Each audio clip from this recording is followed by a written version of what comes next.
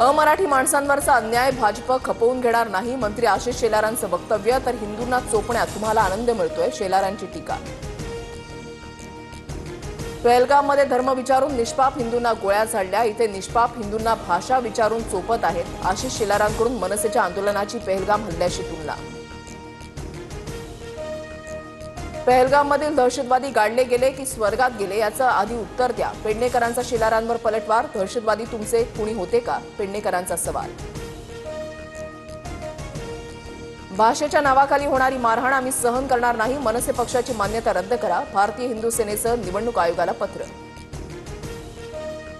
मी अर्ध्या दाढीवरून हात फिरवला आणि ते आडवे झाले. शिंदेंची उद्धव ठाकरेंवर टीका. तर शिंदेंची दाढी नकली, शहा कधीही कातरतील, संजय राऊतांचा पलटवार.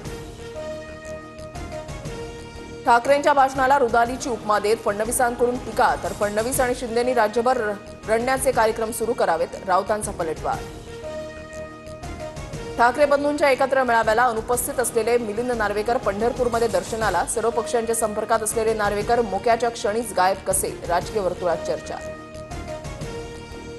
कल्याणमध्ये उपमुख्यमंत्री शिंदेंविरोधात सोशल मीडियावर आक्षेपार्ह पोस्ट. मनसे पदाधिकाऱ्याविरोधात बाजारपेठ पोलीस ठाण्यामध्ये गुन्हा दाखल.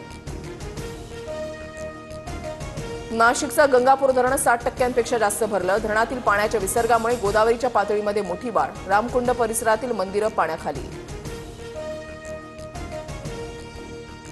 पाण्याचा प्रवाह वाढल्यानं नाशिकमधील सोमेश्वर धबधब्यावर जाण्यास पर्यटकांना मज्जाव. अनुचित प्रकार घडू नये यासाठी पोलीस बंदोबस्त तैनात. राज्यात पुढील 2 दिवस मुसळधार पावसाचा इशारा. पुणे जिल्ह्यामधील घाटमाथ्यावर आज आणि उद्या अतिमुसळधार पावसाचा अंदाज.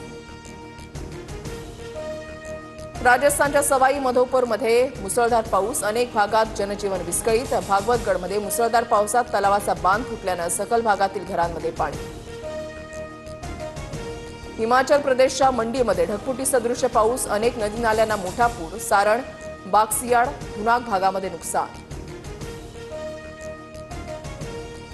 जम्मू काश्मीरच्या राजौरीमध्ये मुसळधार पाऊस. धारहाली आणि सक्तोह भागामध्ये नद्यांचं रौद्ररूप समोर.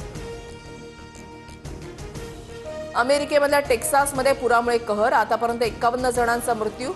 ग्वाडालुपे नदीची पाण्याची पातळी अवघ्या 45 मिनिटांमध्ये तब्बल 26 फुटांनी वाढली.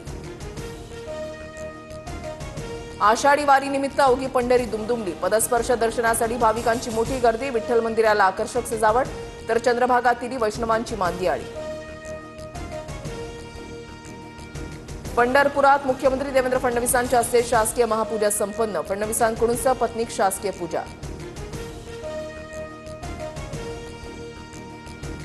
पंढरपूरप्रमाणे शिर्डीतही आषाढी एकादशीचा मोठा उत्साह. मोठ्या संख्येनं साई भक्त दर्शनासाठी शिर्डीत दाखल. दौंड तालुक्यामधल्या स्वामी चिंचोली गावात अल्पवयीन मुलीवर लैंगिक अत्याचार. 2 आरोपींना पकडण्यात पुणे ग्रामीण पोलिसांना यश. 10 दिवसाच्या बाळाला